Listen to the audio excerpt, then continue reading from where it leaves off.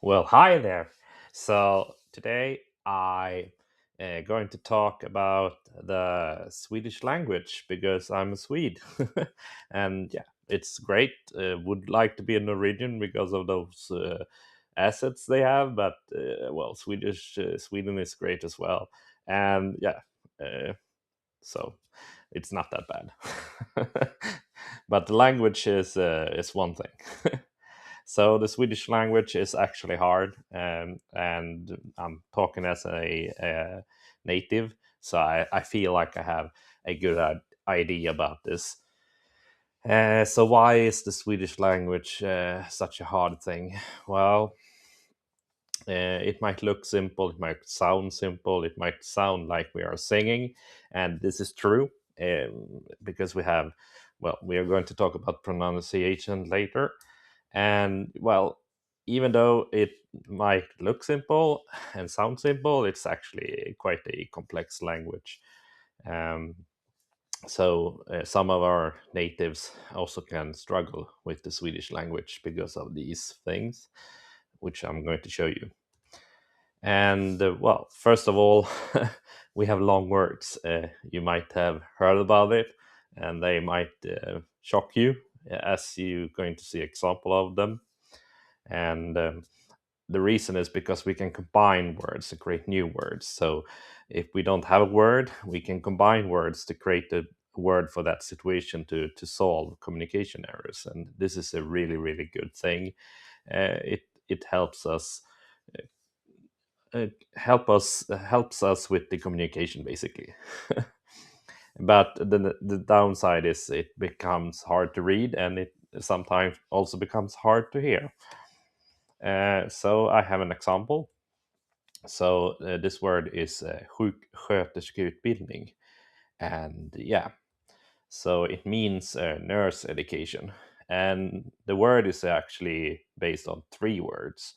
So you have sjuk, which means sick, and then you have sköterska, which means caretaker, and then you have utbildning, which means education. So it's three words combined into one, and if you combine sjuksköterska, you get nurse, and then utbildning means education. So three words combined to one to describe this particular thing. And yeah, it can become extreme because we don't have any length limits. You can have as long as a word you would like. And for me, I would actually say that we should have a rule that limits this to have like you can only have three words, and then you need to have like a what we call it bindestrek. I don't know the English word for it. Well, this line that combines word basically.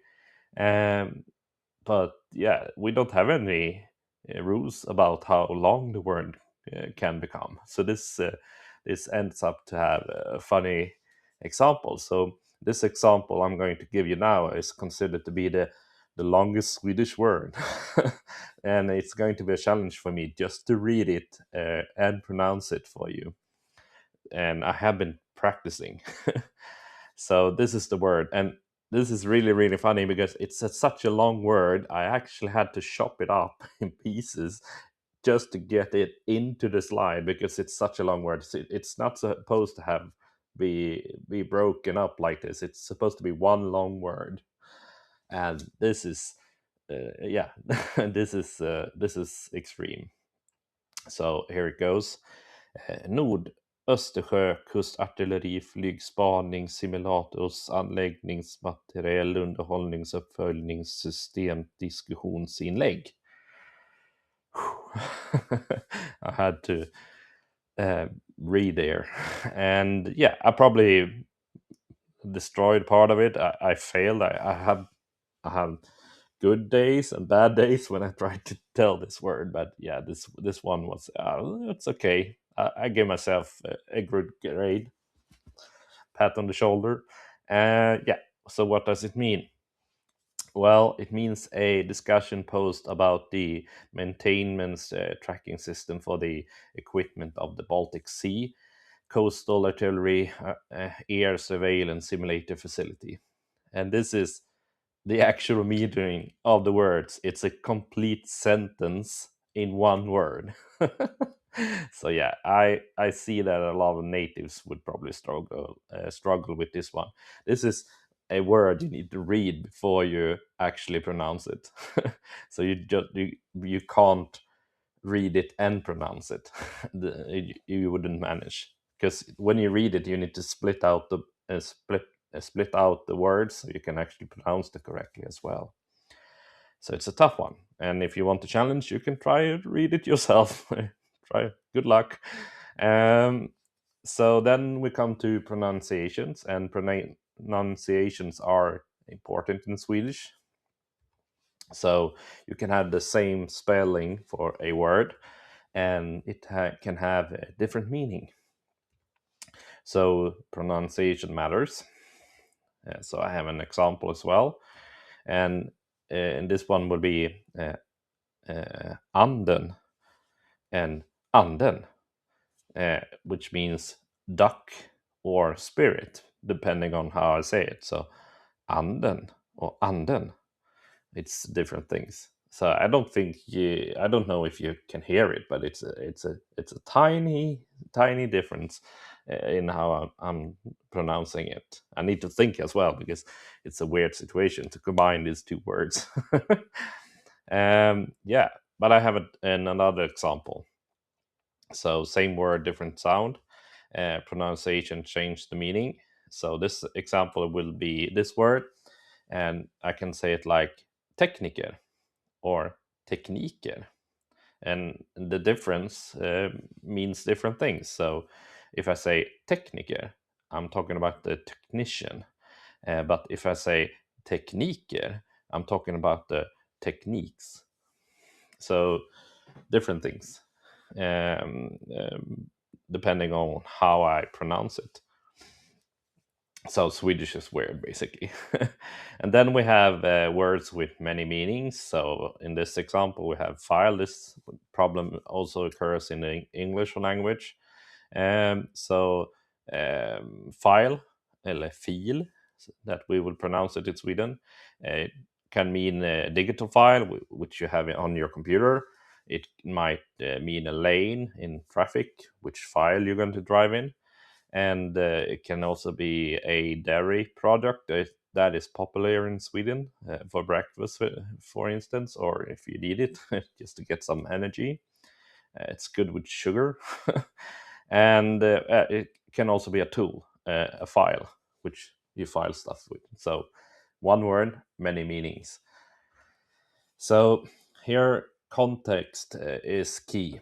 So the meaning of the word is actually connected to the situation it's used in, which means it's easy to misunderstand if you don't understand the situation. So yeah, and then we also have a lot of ske sounds, which I'm going to show you. Uh, they are hard to pronounce, and they are not like you don't work with your vocal cord. You basically put your tongue in different places in your mouth when you do this sound. So, and we have a lot of them, and they are spelled differently. So many spellings, but yeah, it's also different sounds, and yeah, you need to basically I think this is going to be hard for people that don't speak that are native to Sweden to learn, because if you don't hear this, it's going to really hard to learn. So examples: sjö, skjorta, stjärna, sjunga, sked, tjej, sjuk, schack, skära, choklad, skön, själ, jour, and the last one, jour. Well, you can see the spelling is completely different from the other ones. And they also have this word, tjej, which is different from the other ones as well. So, and choklad, or chocolate in English. So the first one is actually a lake, the second one is a shirt, the third one is a star, the fourth one is singing, the fifth one is a spoon, the sixth one in the lane is basically a girl. And then you have sick, and then you have chess, and then you have to cut, and then you have chocolate, then you have beauty, and then you have a soul, and hur is basically when you're um, how would I explain that? When you're on active duty, basically. Yeah, so this is the Swedish language. It's weird, right? So I guess you know a Swede. So this is why I would like to hear about your experience. Do you recognize this? Or have you ever been confused if you talk Swedish?